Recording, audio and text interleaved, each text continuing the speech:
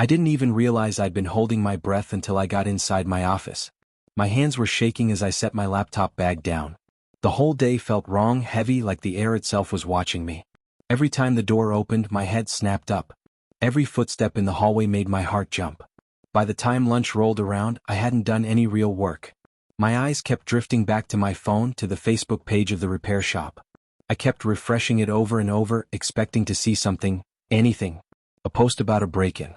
A photo of a smashed window. Something that would tell me Derek had done what Derek always did. But there was nothing. Just normal posts. A special on iPhone screen replacements. A thank you message to customers. Business as usual. Still, I couldn't relax. My stomach was tight, my chest aching from holding in fear. Finally, I couldn't take it anymore. I grabbed my keys and told one of my coworkers I was stepping out. As I walked down the block, the midday sun felt too bright, like it was exposing me. My heart thudded in my ears with every step. When I reached the corner, I could see the familiar blue and white sign of the repair shop ahead. Through the big front window, Cameron was there, alive, unhurt, standing behind the counter. He was talking to a customer, a woman holding a tablet, his big hands gesturing calmly as he explained something. His smile was easy, patient, completely at peace. He looked fine. Everything looked fine. For a moment, I just stood there on the sidewalk, the noise of the street fading away. Relief hit me so hard it almost made me dizzy. After 2 years of living in fear, I didn't trust the feeling. I kept waiting for the crash, the proof that Derek had ruined something again. Cameron glanced up mid-conversation and saw me through the glass. His expression shifted from focused to surprised, then warm. He raised a hand and waved. I froze for half a second before lifting my hand to wave back. My fingers trembled, but I smiled anyway, just a small, uncertain smile. He said something to the woman, probably 1 second, and started toward the door, but panic shot through me before he could reach it. I didn't want him to come outside. Derek was watching if he was nearby. Cameron stopped at the threshold, probably sensing my hesitation. He gave a small nod instead, a silent, "It's okay." That one gesture, steady, unbothered, felt like an anchor. I breathed out slowly, turned, and started walking again. I walked past the shop. I stood under the dappled shade of the vendor tents, the smell of frying oil and coffee folding into the warm air, and felt my chest loosen in a way I hadn't felt in months. I hadn't been to the farmer's market in over a year, not since Derek always managed to find me there, and the sight of the wooden stalls and the chatter of shoppers felt both foreign and familiar. I was looking at tomatoes, turning one over in my hand, when a voice I knew stopped me. "Madison." I turned. Cameron stood a few feet away in athletic shorts and a tank top, a reusable shopping bag slung over one shoulder. His arms were huge, not the hollow bulk of someone who lived for mirror selfies, but the solid, seasoned muscle of someone who used his body for work. Scars threaded his forearms. They didn't make him look rough so much as lived in, like a map of where he'd been and what he'd done. "Hey," I said, trying to sound casual, though my voice came out thinner than I intended. "I didn't know you came here every Saturday." He smiled, that easy, unhurried smile that had become strangely comforting. "The vendor over there makes these breakfast burritos that are incredible. You tried them?" I shook my head, and he cocked his head like it was the most natural thing in the world. "Come on, my treat. Consider it an apology for overcharging you on that laptop. You didn't overcharge me." "I know, but I'm getting you a burrito anyway," I said, and the way he said it made arguing impossible. We walked to the vendor together. He ordered 2 burritos and 2 fresh squeezed lemonades, and we found a patch of grass under a tree to sit. The shade was cool, and for the first time in a long time I let myself breathe without counting the exits or scanning for faces. We ate and talked. Really talked. He told me about growing up in Minnesota and moving to Austin 5 years ago. He said he'd always been good with technology, which explained the repair shop, but he'd needed something physical to balance that, which was why he trained. I asked, "Trained what?" "MMA. Mixed martial arts," he said. "I fight professionally. Well, semi-professionally. I've had 12 fights. Won 9. My stomach tightened when he said the word fighter, the old reflex bubbling up, but his voice was steady as he explained. "You're a fighter." "Yeah," he said, taking a bite of his burrito. I know. People hear that and think I'm some aggressive meathead, but honestly it's the opposite. Fighting teaches you control, discipline. When you really know how to hurt someone, you become very careful about not doing it. He said it as if it were a lesson he applied to his life, not a boast. I didn't know what to say. Part of me wanted to stand up and run, an old safety instinct, but another part of me wanted to tell him everything about Derek, to unload the years of fear. Mostly, though, I wanted to sit there and enjoy a normal conversation for the first time in years. We talked for 2 hours. He was funny and smart and, for someone who made a living in a cage, surprisingly gentle. He didn't rush me with his words or his hands. He listened when I spoke and nodded when I paused, like he was filing things away, letting them settle. When we finally said goodbye, he asked if he could have my number. I hesitated. Every instinct told me that giving it was dangerous.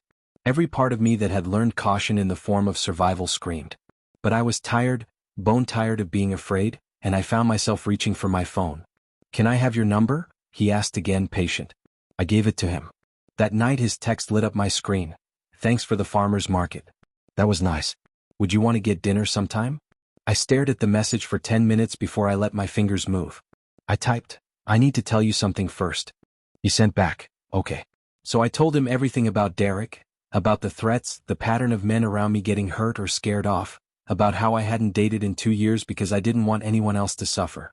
I expected silence or a slow fade, some reasonable person's excuse. Instead he wrote, "That's horrible. I'm sorry you've been dealing with that. But here's the thing, Madison. I'm not afraid of your ex and I'd really like to take you to dinner." That night we went to a nice Italian place downtown. I was paranoid almost the whole time, scanning the restaurant for Derek, waiting for his face to appear in the crowd. But he wasn't there. Cameron spoke about his upcoming fight. He was nervous but excited. "My opponent is tough," he said. "He's got a wrestling background and that's always been my weakness." "What's your strength?" I asked. "Striking," he said. "I'm a boxer first, but in MMA you can't just be one thing. You have to be well-rounded." After dinner he walked me to my car. "I had a great time," he said. "Can we do this again?" "Yes," I said, and I meant it. Of course I came. He kissed me right there in front of everyone, his hands still wrapped in tape, his face flushed from the fight. It wasn't gentle, not exactly. It was raw, real, full of something I hadn't felt in years. Safety. My heart slammed in my chest, but for once it wasn't from fear. It was from finally being seen. People cheered, his teammates clapped him on the back, and I just stood there, stunned and dizzy in the noise of it all. We went out afterward to celebrate with his team and some friends. At the bar, the music was loud, glasses clinking, laughter all around. Cameron kept a hand on my waist like he didn't want to lose track of me in the crowd. When someone asked who I was, he said it easily, with pride that made my chest tighten. "This is Madison, my girlfriend." Girlfriend. The word hit me harder than I expected. I hadn't been anyone's girlfriend since Derek. I didn't even remember what that felt like, to belong somewhere without fear attached to it. That night, after everyone had gone and the parking lot was empty, we sat in his truck. The silence was soft, filled with the hum of the engine and the faint sound of the highway in the distance. "I need to tell you something," he said. My chest tightened immediately. My mind jumped to all the worst conclusions. This is it, he's going to tell me it's too much, that I'm too much. Instead he looked at me seriously. "Your ex came to see me." I blinked. "What?" My voice cracked. He nodded slowly. "About 2 weeks ago. That's when everything stopped." I could feel my pulse in my throat. "What do you mean, stopped?" "He showed up at the shop," Cameron said. "Waited until I was alone. Came in and started making threats. Told me to stay away from you, said he'd make my life hell if I didn't." I felt like the air had been punched out of my lungs. "Cameron, I'm so sorry. I should have warned you better, I should have." "Madison," he said gently, reaching for my hand. "Let me finish." I nodded, barely breathing. "So, your ex is standing there trying to intimidate me. He tells me everything he's done to the other guys who talked to you." I just stood there and listened. Let him say his piece. "Then you know what I did." He smiled faintly, the corner of his mouth twitching. I shook my head. I told him I fight for a living. That I've trained for 12 years. That I've been hit by the best strikers in Texas and taken down by the best wrestlers. And that if he ever came near you again, if he ever so much as sent you a text message or drove past your apartment, I would find him. And it wouldn't be a threat. It would be a promise. My hands were trembling. "What did he do?" "He tried to act tough for about 10 more seconds, Cameron said. Then he realized I wasn't backing down. And he left. Haven't heard from him since." I didn't know whether to laugh or cry. "You threatened him." He shook his head. "I didn't threaten him. I made him understand consequences. There's a difference." He looked at me then, serious and steady. "Madison, I know what you've been through. And I know you've probably been protecting everyone around you for years. But you don't have to protect me. I can take care of myself. And more importantly," he squeezed my hand, I want to take care of you. That was 4 months ago. Derek hadn't contacted me since. No calls. No messages. No shadows on the street. For the first time in over 2 years, the silence felt safe. Cameron and I were still together. I went to all his fights now, each one louder, brighter, freer than the last. He'd won his last 3. When we moved in together, it was Cameron's idea. He wanted a space that wasn't haunted by the past. The house hunting had been an adventure, me scanning every neighborhood for good locks and well-lit streets, him noticing without judgment. We're going to find a place where you feel safe, he said. Take your time. We found it, 3 weeks later, a small 2-bedroom in a quiet neighborhood. The landlord, Patricia, lived 2 houses down and smiled when she met him. Oh good, she said laughing. You're a big one. We could use more good men on this street. Cameron chuckled. I'll do my best, ma'am. We moved in on a Saturday. Jessica came to help, along with Marcus and David, 2 of Cameron's training partners. They treated me like I was already part of their circle. Cameron never shuts up about you, Marcus teased while carrying a box. It's honestly annoying. Madison this, Madison that. We get it, dude. You're in love. Cameron threw a roll of packing tape at him, shaking his head, laughing. That first night, we sat on the floor eating pizza because we didn't have furniture yet. He wrapped an arm around me and said softly, "This is ours. Our space, our life. Nobody else gets to touch this." I believed him. The next few months were the happiest of my life. I was learning what normal felt like, what love without fear could be. Then, 3 months in, we had our first real fight. It was small, stupid even. He forgot to tell me he'd be late coming home from the gym. When he didn't answer his phone for an hour, the panic hit me like it used to. When he finally walked through the door, I snapped, my voice shaking. Do you know what it does to me when you disappear like that? When you don't answer. He looked startled, then guilty. You're right, he said simply. I should have called. I'm sorry. That was it. No shouting. No punishment. No silent treatment. Just an apology. A promise to do better. I cried right there in the kitchen. Years of fear and confusion spilling out all at once. He pulled me into his arms, held me until I stopped shaking. I told him everything, how Derek used to turn every small disagreement into a war, how he'd make me beg for forgiveness for things I didn't understand. Cameron cupped my face and said quietly, I'm never going to do that to you. We're going to fight sometimes. That's normal, Cameron said, his thumb brushing against my hand. But we're going to fight fair and we're always going to come back to each other. Always. Something in the way he said always settled deep inside me. It felt solid. Real. Like a promise I could finally believe in. I was learning to live again, to go out without fear, to smile at strangers, to exist in the world as a normal person. But it wasn't all smooth. Healing never is. About 5 months into our relationship, I had a panic attack at a restaurant. We were having dinner with a few of Cameron's friends from the gym. The place was packed, loud, full of laughter and clinking glasses. One of the guys brought his new girlfriend, Emily. She was my age with long dark hair almost like mine.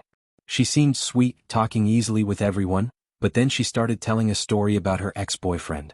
I don't even remember the details, something about how he used to follow her, how he didn't like her having male friends, but suddenly my chest tightened. The sound around me blurred. The voices blended into a low roar. There were too many people, too many men, and I couldn't breathe. I pushed back my chair, muttered something about needing the restroom, and hurried away. In the stall, I locked the door and tried to remember the breathing exercises my old therapist had taught me. In through the nose, out through the mouth, count to 4, stay present. But it didn't work. My hands were shaking. My heart wouldn't slow down. All I could think was that Derek was out there. Watching. Waiting. 10 minutes must have passed before I heard a soft knock. Madison? It was Jessica. She'd noticed how long I'd been gone. I couldn't even answer at first. My throat felt closed. Hey, she said gently from outside the stall. It's okay. You're safe. Derek isn't here. Cameron's right outside. You're safe. The words anchored me enough to unlock the door. Jessica didn't hesitate. She sat right there on the bathroom floor with me, ignoring the looks from people coming and going, whispering, You're safe. You're safe. Eventually, Cameron came looking for both of us. The moment he saw me, he understood. He didn't ask questions or make me explain. He just took my hand, helped me stand, and said softly, Let's go home. He told his friends something about me not feeling well, paid the check, and drove me home in silence. That night, lying in bed, I felt small again, ashamed. I ruined dinner, I said quietly. You didn't ruin anything, he replied, brushing the hair from my face. You had a panic attack. That's not your fault. I thought I was getting better. You are getting better, he said. But healing isn't linear. Some days are going to be hard. That's okay.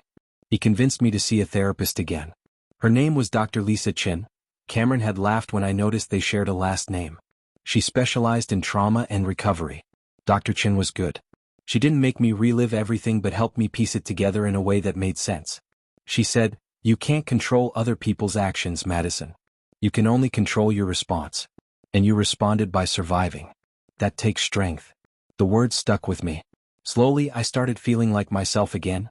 The girl who laughed easily, trusted freely, didn't flinch when someone raised their voice. Then last week something happened. I was at the grocery store alone, standing in the frozen food aisle when I saw him. Derek. My whole body went rigid. He saw me too. For a moment we just stared at each other. Then without a word he grabbed his cart and walked away. I stood there, frozen, processing what had just happened. And then out of nowhere I laughed. Laughed out loud, right there between the ice cream and the frozen piece. Because Derek was afraid, not of me but of the man who chose to stand beside me. That night I told Cameron. "He ran away from you?" he said, grinning. "Good. I feel like I should feel bad about that," I admitted. "You basically scared him into leaving me alone. Isn't that just more of the same?" Cameron thought about it. "The difference is I'm not controlling you. I'm not telling you who to talk to or where to go. I'm not making your life smaller. I made sure he couldn't do that anymore. That's not the same thing." He was right. A few days later, something strange happened. I got a Facebook message from a woman named Amber.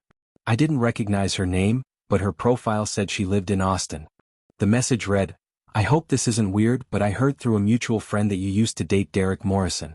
I'm reaching out because I just started dating him and some things are starting to feel off. I was wondering if we could talk." My blood went cold. Derek had moved on, and he was already repeating the same pattern. I called Cameron immediately and read him the message. "What do I do?" I asked, my voice trembling. "You meet with her," he said without hesitation. "You tell her everything. Give her the chance you never had." So I did. Amber and I met at a coffee shop the next day. She was 23, pretty and visibly nervous, her hands wrapped tight around her cup. "I'm really sorry if this is awkward," she said. I don't know what to think anymore." I didn't sugarcoat it. I told her everything. The 4 years of control and manipulation, how Derek isolated me from my friends, tracked my location, monitored my texts. How he made every man around me pay for simply being kind. How even after I left, the threats never stopped. As I spoke, Amber's face went paler and paler. "He told me you were crazy," she whispered finally. "That you made up lies about him. That you cheated on him and tried to ruin his life when he broke up with you." "That's what he does," I said quietly. "He rewrites history. Makes himself the victim." Amber swallowed hard. "He's already started checking my phone," she said, her voice shaking. "He says it's because he has trust issues from his last relationship. From you?" I thought I was helping him heal. "You're not helping him," I said softly. "You're enabling him. And it's going to get worse." Amber's eyes filled with tears.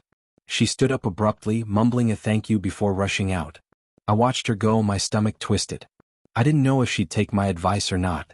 Some people have to learn the hard way. 2 days later, my phone buzzed with a text from her. "I broke up with him." When Amber's text came through, I was sitting on the couch beside Cameron, half watching a movie. The message was short but shaking with panic even through the words. "He lost his mind, started screaming and punching walls, but I got out. Thank you." I showed Cameron my phone. His eyes softened as he read it. "You saved her," he said quietly. "We broke the cycle," I corrected. He smiled at that, one of those small, proud smiles that said everything he didn't have to. But Amber's story didn't end there. 3 days later, she called me in tears. Her voice trembled so hard I could barely understand her. "He's outside my apartment," she said.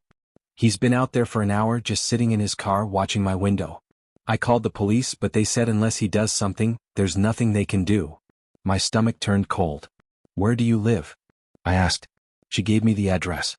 It was only 15 minutes away. I didn't even think. I grabbed my keys, my pulse thundering. Cameron caught me at the door. "Where are you going?" "Amber's place," I said breathlessly. "Derek's there." She's scared. His expression hardened in an instant. "Then I'm coming with you." The drive was tense and silent, headlights streaking across the dark streets. My hands clenched in my lap.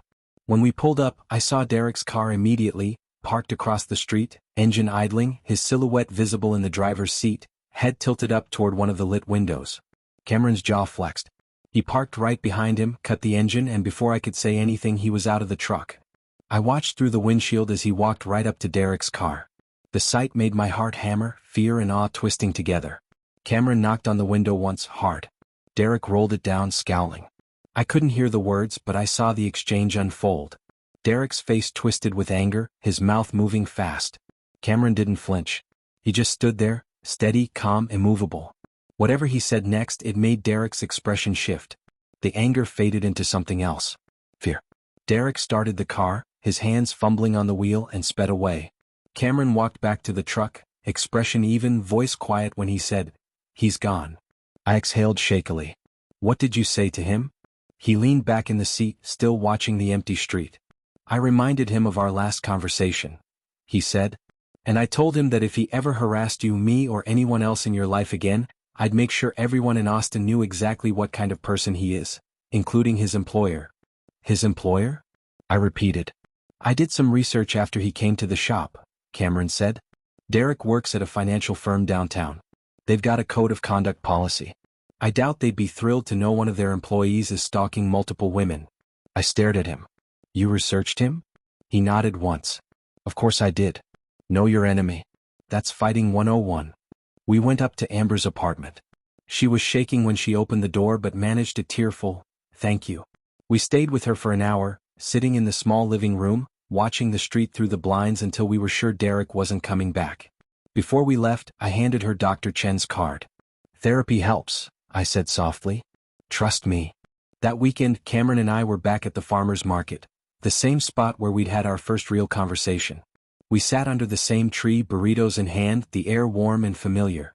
"I'm fighting for the regional championship next month," Cameron said between bites. "It's the biggest fight of my career." "I'll be there," I said immediately. He smiled. "I know you will." He took my hand across the blanket, his eyes warm but serious. "But that's not what I wanted to talk about." My stomach fluttered. "What is it?" "Before I met you," he said slowly, "fighting was everything to me. My whole identity.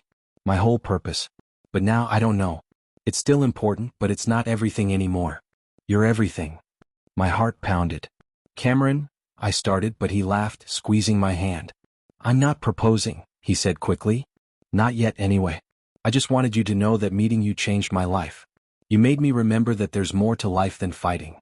That being strong isn't just about how hard you can hit, it's about who you protect, who you stand up for, who you choose." I leaned in and kissed him right there under the tree in the middle of the farmer's market. People probably stared, but I didn't care. 3 weeks later, it was time for the championship fight. Cameron's opponent was from Houston, a powerhouse with an intimidating record. 18 wins, 2 losses. His coaches were nervous. Cameron wasn't.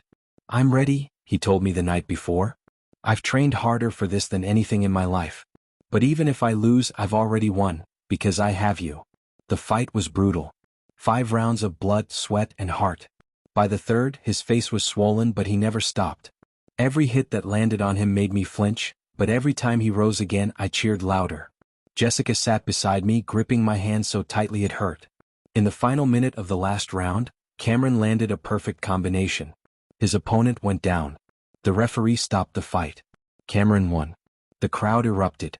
I screamed until my throat burned, tears blurring everything.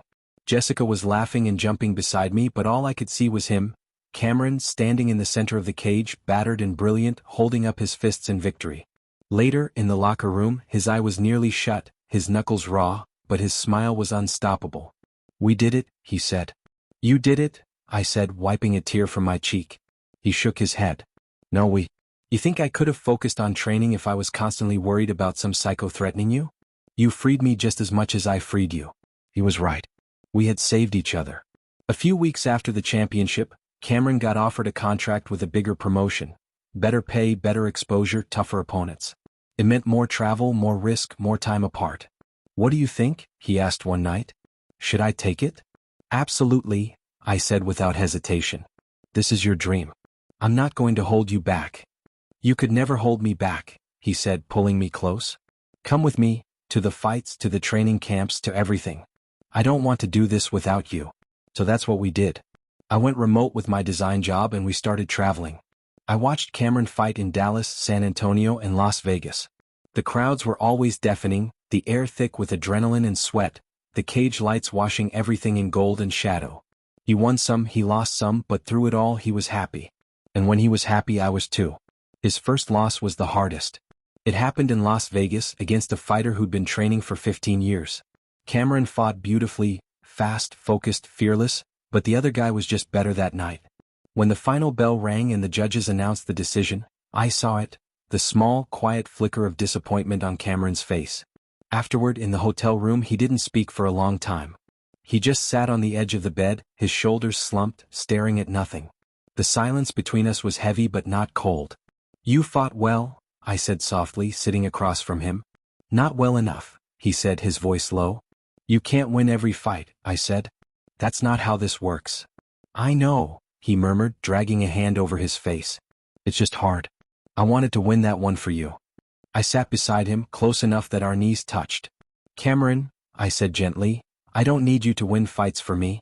I need you to be safe, to be healthy, to come home to me. That's all I care about. He turned then, really looked at me, eyes soft with exhaustion and love. How did I get so lucky? He asked quietly.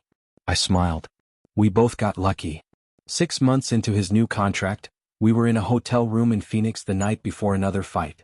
He was supposed to be sleeping, resting, saving his energy, but instead he was sitting on the edge of the bed again, this time looking nervous in a way I'd never seen before.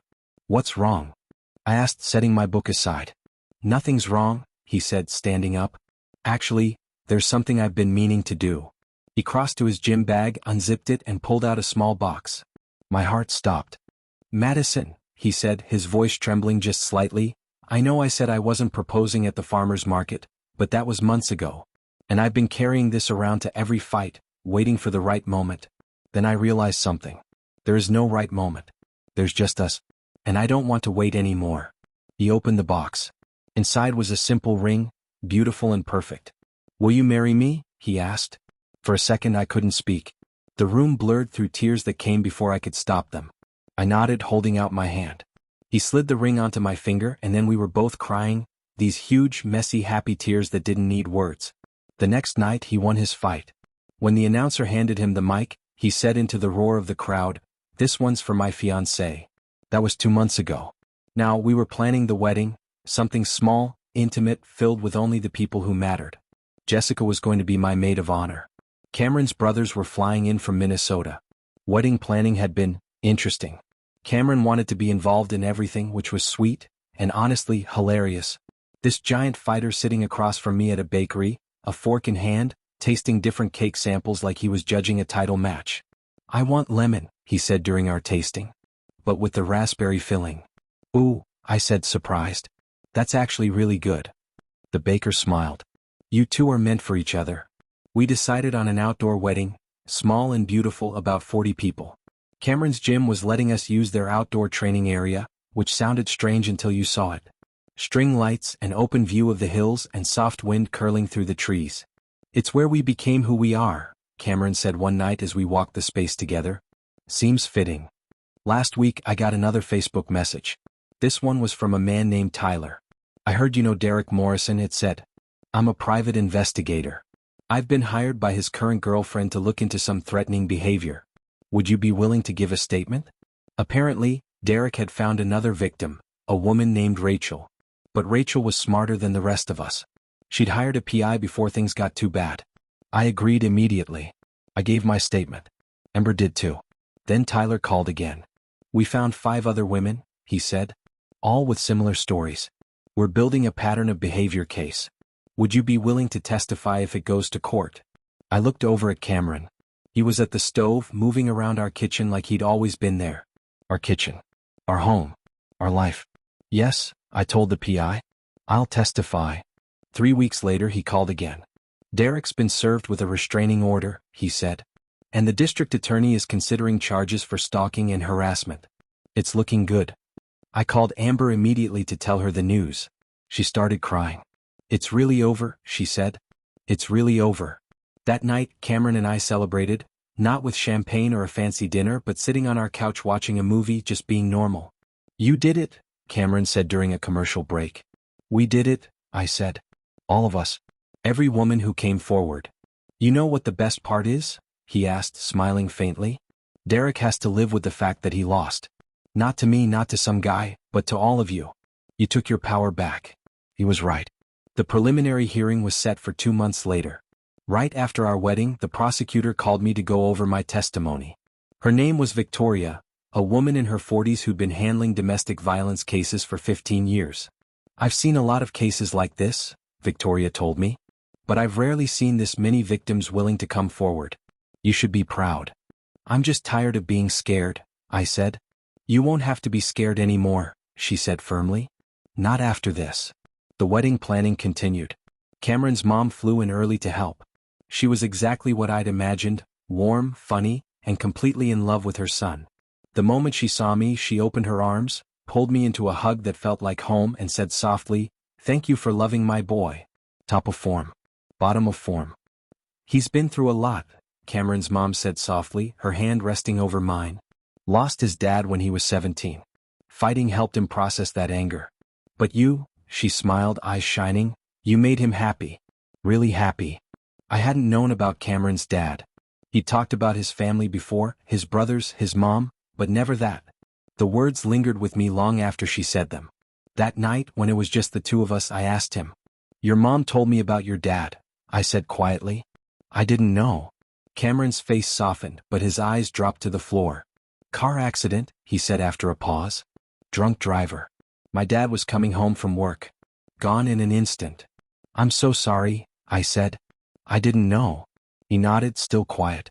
I don't talk about it much, he said. But it's part of why I fight. My dad always told me to stand up for people who couldn't stand up for themselves. To use my size for good. Fighting lets me do that. He looked up then, his expression full of something deep and steady. And so do you. Me? I asked, surprised. Yeah, he said. Standing up to Derek for you felt like honoring my dad. Like I was finally big enough, strong enough to protect someone the way I couldn't protect him. My throat tightened and tears stung my eyes. Cameron? He reached for my hand. Hey, he said softly. We're both still learning. Both still healing. We cried that night, two broken people who'd somehow found each other and made something whole. Yesterday I went to Target. The same Target where all of this had started 3 years ago. I walked through the aisles feeling calm, unhurried, normal. In the cleaning supplies section, a man about my age smiled at me. Just a small, polite smile. I smiled back. And nothing bad happened. No threats. No fear. No Derek. It was just a normal moment, a smile between strangers. The kind of thing that happens every day for normal people. I bought what I needed and walked out to the parking lot. Sitting in my car, I just breathed, really breathed. The kind of deep, steady breath that fills you up with freedom. Safe air. Then I drove home, to the house I share with Cameron. The house where I'm allowed to exist without fear. Where I can be myself. Where I can smile at strangers, have male friends, and live without constantly looking over my shoulder. Tonight, Cameron has a fight. Nothing major, just a local event. But I'll be there, front row, wearing his team shirt and screaming my lungs out, because that's what you do when you love someone. You show up. You support them. You stand beside them. And if anyone ever tries to threaten me again, tries to make me small, tries to make me afraid, they'll have to get through Cameron first. Not because I need him to protect me, but because he chooses to stand beside me. Because we choose each other, every single day. The wedding is next week. We decided on a Saturday evening ceremony at sunset. Jessica has been helping me with everything. She found my dress, a simple white gown that makes me feel beautiful without even trying. You're glowing, she said when I tried it on. I've never seen you this happy. She was right. I'm happy. Really, genuinely happy. Cameron hasn't seen the dress yet. He's being traditional about it, which made me laugh. You literally get punched in the face for a living, I teased, but you're superstitious about seeing my dress? He shrugged, grinning. Some things you don't mess with, he said seriously. His brothers arrived yesterday, Jake and Ryan. Both younger, both just as huge. They treat me like I'm already part of the family, teasing Cameron constantly. He cried during a commercial yesterday, Jake said, laughing. A commercial? Cameron groaned. It was about a dad teaching his daughter to ride a bike, he said defensively. It was emotional. I laughed until my sides hurt. I love that side of him, the soft, open part that only shows up around people he trusts. My mom flew in from Ohio yesterday too. She and Cameron's mom hit it off immediately, planning and laughing like old friends. This morning she pulled me aside, her eyes gentle. "He's good for you," she said. "I can see it. You're yourself again, my Madison. The girl who used to laugh at everything and trust everyone." "I'm better than I was," I told her. "Still working on it." She smiled. "We're all always working on it. That's life." The rehearsal dinner is tomorrow. Just close family and the wedding party. Cameron insisted we have it at the farmer's market, the same burrito stand where we had our first real conversation. The vendor was thrilled when we told her. "I remember you too," she said, grinning. "Young love, the best kind." Tonight is Cameron's fight. His last before the wedding. He wanted to get it out of the way so he could focus completely afterward. I'm getting ready now, pulling on his team shirt and my lucky jeans. Jessica is picking me up in 20 minutes. Marcus and David will be there too, along with a bunch of people from the gym. Cameron left hours ago to warm up, but before he went into the locker room he texted me. "See you soon. I love you. After this it's just us and forever. Just us and forever." I like the sound of that. Derek took 4 years of my life. My confidence, my freedom, my ability to exist in public without fear. But he doesn't get to take anything else. He doesn't get to take my future. He doesn't get to take my happiness. He doesn't get to take my Cameron. I took those back. We took them back. And I'm never giving them up again. The preliminary hearing is scheduled for 2 weeks after the wedding. All 5 of us, me, Amber, Rachel, and 2 other women I haven't met yet, are testifying. Victoria says the case is strong. That Derek will likely take a plea deal to avoid trial. "He's done," she told me yesterday. "Men like him only have power when their victims are isolated and scared. Top of form. Bottom of form. When you all stand together, he's nothing," Victoria said firmly, her voice carrying the kind of quiet conviction that comes from years of seeing justice done the hard way. I believed her. Sometimes I think about what would have happened if my laptop hadn't died that day. If I hadn't run to that repair shop. If I'd never met Cameron. I probably would have still been living in fear, still checking over my shoulder, still keeping the curtains drawn, still letting Derek control my life from a distance. But I did meet Cameron. And he showed me that not all strong men use their strength to control. Some use it to protect. Some use it to build space wide enough for others to be free inside it. That's the difference between Derek and Cameron. Derek made my world smaller. Cameron made it bigger. Derek made me afraid of my own shadow. Cameron taught me how to walk in the light again. Derek punished anyone who dared to look at me. Cameron made sure I could look at anyone I wanted. Next week, I'm marrying the love of my life. I'm taking his last name, Chin. Madison Chin. It sounds good. It sounds like a fresh start. A new chapter. Jessica keeps joking that I should hire Cameron to stand at the wedding and glare at Derek in case he tries to show up uninvited. I laughed, but deep down I don't think that will ever be necessary. Derek's moved on, to fighting his own battles. Legal battles. The kind you can't punch your way out of. And me? I'm just living my life. Going to work. Planning a wedding. Supporting my fighter fiancé. Smiling at strangers in Target. Doing all the normal things that once felt impossible. But there's one more thing. Something that happened last week. Something that changed everything. I was at Dr. Chen's office for my regular session. We were talking about the wedding, about how excited I was, when she asked me something that caught me completely off guard. "What are you most afraid of?" she asked. I thought about it. Really thought about it. "I'm afraid that I'll wake up one day and realize this is all too good to be true," I said quietly. "That Cameron will change. That I'll end up back where I started." Dr. Chen tilted her head. "Do you really believe that?" I shook my head. "No. But the fear is still there." "That's normal," she said gently. "Trust is built slowly. You're relearning how to trust, and that takes time." "But Madison," she leaned forward, "I want you to consider something. What if you're not afraid it's too good to be true? What if you're afraid you deserve to be this happy?" The words hit me hard, like a truth I hadn't wanted to face.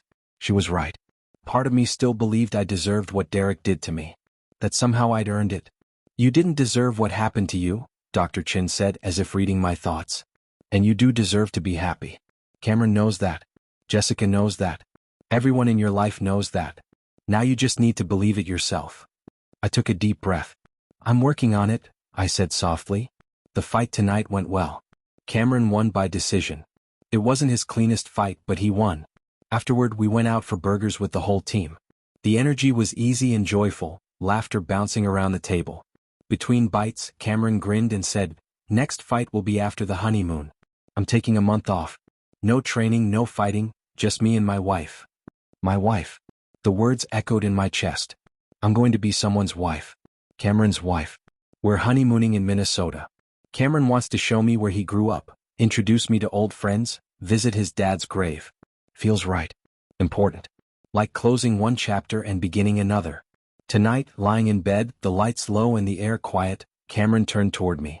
"I want you to know something," he said softly. "No matter what happens in the future, no matter what fights I win or lose, you're the best thing that ever happened to me. You saved my life just as much as I saved yours." I looked at him startled. "How did I save your life?" He took a deep breath. "I was angry," he said quietly. "For years after my dad died, I was just angry. Fighting helped, but it didn't fix it. I was channeling the anger, not processing it. Then I met you. And suddenly, I had something to fight for that wasn't anger. I had love. And that changed everything." We fell asleep holding hands. Tomorrow is the rehearsal. Then the day after that, the wedding. Then the rest of our lives. I'm not going to end this by saying I'm grateful for what Derek put me through. I'm not going to pretend it made me stronger or taught me something valuable. That's not true. Abuse doesn't make you stronger. It breaks you. And you have to work so hard to put yourself back together again. What I will say is this. I'm grateful for Cameron, for his size, his strength, and his gentleness. For the way he faced down my worst nightmare and didn't blink. For the way he chose me every single day. For the way he gave me back my life. And I'm grateful for myself, for not giving up. For not running away to Ohio. For taking that chance at the farmer's market. For choosing to live instead of just survive. Derek doesn't get to be part of my story anymore. He's a chapter that's closed. Done. Over. This is a new book now. And it's a good one. The kind where the heroine doesn't need rescuing but appreciates when someone strong chooses to stand beside her anyway. The kind where the scary-looking fighter is actually the gentlest man she's ever met. The kind where love doesn't control you, it frees you. The kind where you can smile at a stranger in Target and nothing bad happens. The kind where you win. And I did win. We won. All of us who survived Derek. All of us who came forward. All of us who refused to stay silent. The wedding is in 6 days. I have my dress. Cameron has his suit. The cake is ordered. The flowers are arranged. Everything is ready. And for the first time in years, I'm not looking over my shoulder. I'm not waiting for something bad to happen. I'm not preparing for disaster. I'm just excited, nervous and excited, and so completely in love with this life I'm building. With this man who saw me at my most broken and decided I was worth fighting for. With this future that's finally mine. Love this story? Like, share, and subscribe for more epic audio adventures. Stay curious and keep listening.